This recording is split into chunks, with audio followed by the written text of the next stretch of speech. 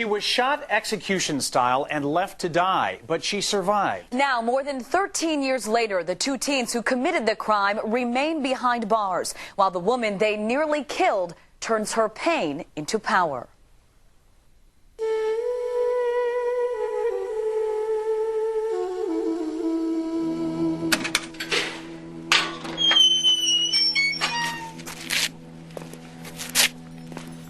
My name is Craig.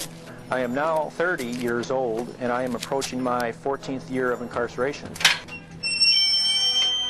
During this time in prison, I have learned a lot of lessons. As I'm sure you already know, I am the person that shot Jackie in November of 1995 when I was a 16-year-old kid.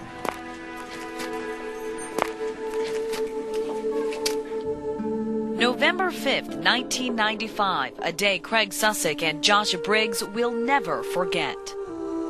Convinced ourselves no one cared about us, and so we didn't care what we did anymore. And by chance, they stopped at this home in Reedsburg. we came up with our brilliant plan to steal a car. And Went into the house, and Josh was looking around for the keys. Little did they know, Jackie Millar was asleep in the other room. We were about to leave in the car when Jackie came out. From that point, things kind of went out of control. It all happened so fast. Craig and Josh ordered Jackie back into the house and followed her. They made her lie down on the living room floor, covered her head with a pillow, and shot her in the back of the head. He said he didn't know why he did it, he just did. And As soon as it happened, I was like, well, what did I just do? we ran to his house, and we were there a few hours later when they caught us. Both boys were convicted of attempted homicide and sentenced to serve most of their lives in prison. Meanwhile, Jackie was fighting for her life. She was in a coma for 6 weeks and spent the next year in the hospital recovering from severe brain trauma, her two sons by her side. They didn't know if I would survive, but we all know how that turned out.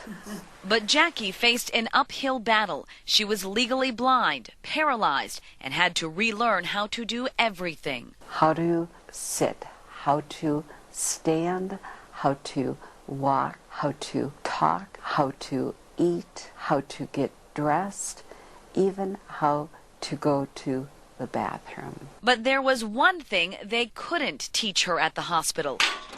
Something she'd only learned by coming face to face with her attackers. It is a time for me to ask about that day.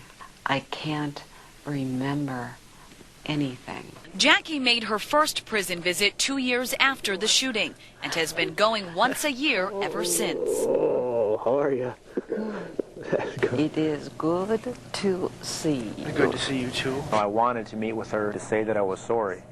But, at the same time, I was scared to death. Well, I never in a million years would have thought that Jackie would want to meet with me, let alone to say that she forgave me for what I did. I forgave so that I could go on with my life.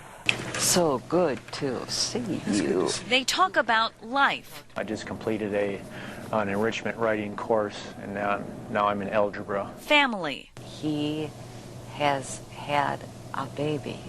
Yep, little Elena.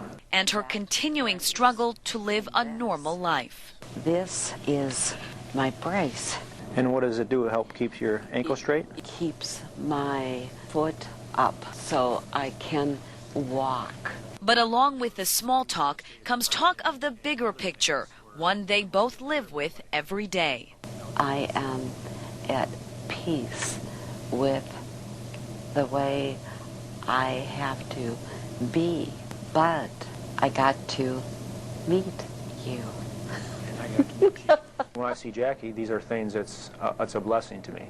I see her as a friend now, not the lady that I shot. But Jackie still wanted to find peace in knowing her other attacker, Josh Briggs. 5 years ago, she finally got the chance. Hi, Jackie. Hi. How you doing? Good, how are you? All right. Now he too sees Jackie every year. That first day, do you remember what you said to me? Oh, sorry. That meant the world to me. guilt always flashes through me, I guess. No, I don't forgive myself for what I did. I mean, it means a lot to me that Jackie does, but it's one of them things that's hard for me to accept. Jackie has taken this unlikely friendship a step further. She says she loves them. They are near and dear to me. They made a mistake, a horrible mistake.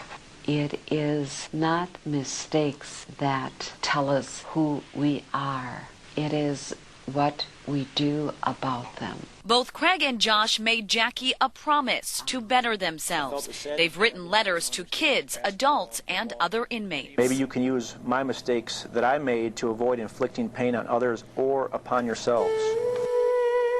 Go ahead.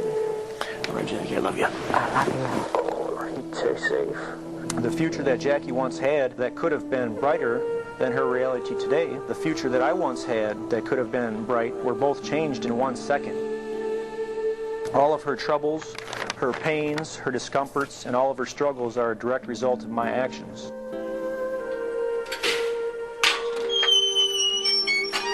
May all of us be guided to righteousness. Sincerely, Craig, a humble servant. Josh will be eligible for parole in 2012, Craig in 2015.